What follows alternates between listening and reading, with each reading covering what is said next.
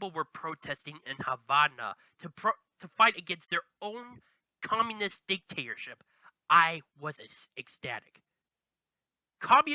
Cuba is one of the few last bastions of communism in the entire world. There are others like Laos, China, North Korea, and I think there are a few others. But let's face it, communism has failed everywhere. Cuba is of no exception. And I just love it how a lot of these mainstream media outlets, or God forbid our own federal government, are just saying that it's a protest because of COVID, because they can't get enough of the vaccines.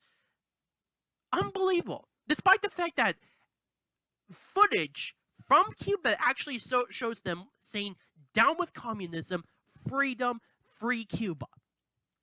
Despite all that, they still claim it's COVID, of all things. No, guys, it's not COVID. In reality, it's communism. The situation with COVID, just specifically in Cuba, that's only a symptom. Do you think that Cuba has not been dealing with a lot of other issues as well, though it existed as a country living under a communist dictatorship since the 1960s? There has been a lot.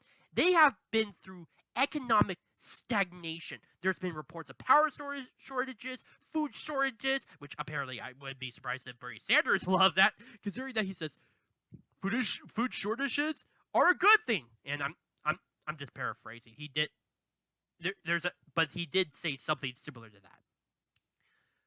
Among a lot of other things. Hell, Cuba is basically a time capsule from the 1950s.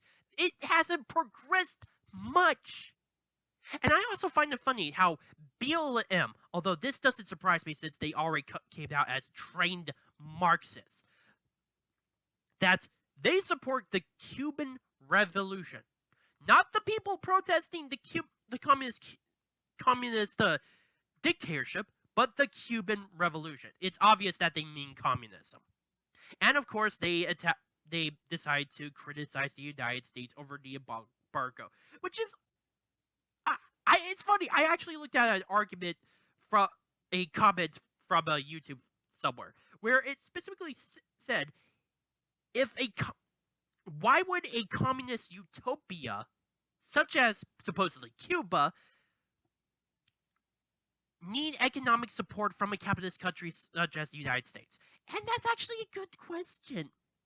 But then again, these people decide to pivot saying, oh, communism in Cuba is not real communism.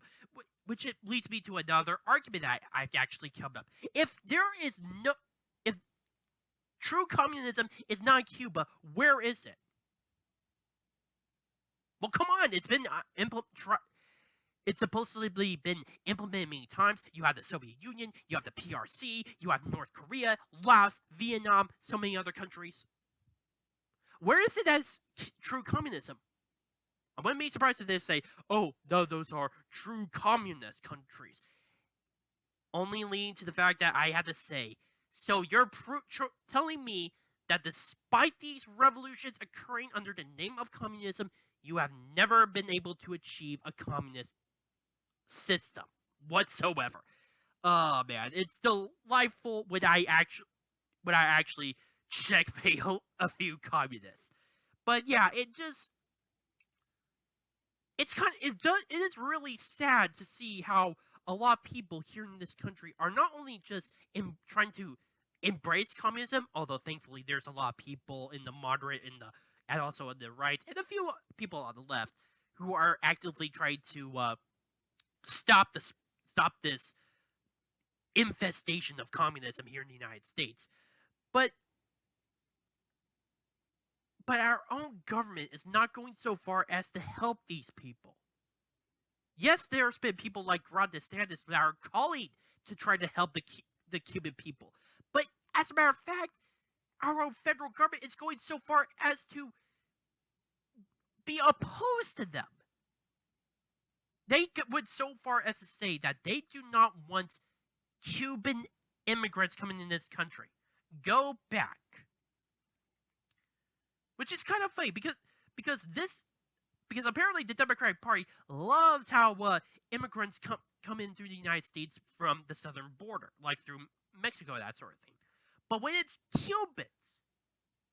Cubans who have lived under communist dictatorship, going so far as to travel and just build from scrap boats 90 miles just to get to the Florida Keys. You don't want those. But then again, I'm not surprised. The Cubans would definitely not vote for anything that's socialist. I wouldn't be surprised if that was actually part of the reason why Joe Biden decided to implement that policy in the first place.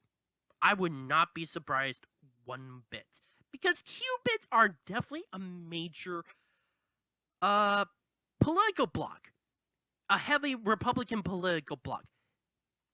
They already have a few. They've already had a few seats within our own Congress, for crying out loud. At least 3 senators and God knows how many more congressmen. But yeah, it just, our own government, despite how a lot of Americans, especially on the right, are just in support of the Cubans and their attempts at trying to overthrow a communist regime in Cuba, is actively going against them. Now, do I see Cuba potentially breaking the shackles of communism anytime soon? I'm going to try to be realistic. No. And the reason is that I think there needs to be a much bigger uprising within Cuba in order for that to happen. Although it could still potentially spiral into that situation. But I will say this as a silver line. The communist grip on Cuba is breaking. It's been breaking since the 90s. They have originally were fine with the support of the superpower known as the Union of Soviet Socialist Republics. But now that's gone. It's just only a matter of time before Cuba as a communist dictatorship falls. It can be open to other countries as well, countries like Canada or the UK or any other place, but even China. But let's face it. It's likely that there's a major probability that Cuba as a communist country is on a time clock of when it will end. And I can't wait until that time clock strikes 0, when Cuba will be 100% free. I really hope to see that day. My name is Noah Meehan on The Arc Truth. Please post your comments down below, like this video, subscribe, and share for friends. Also, if you have any issues regarding my videos, please post them down in the comment section down below or directly message me. Thank you.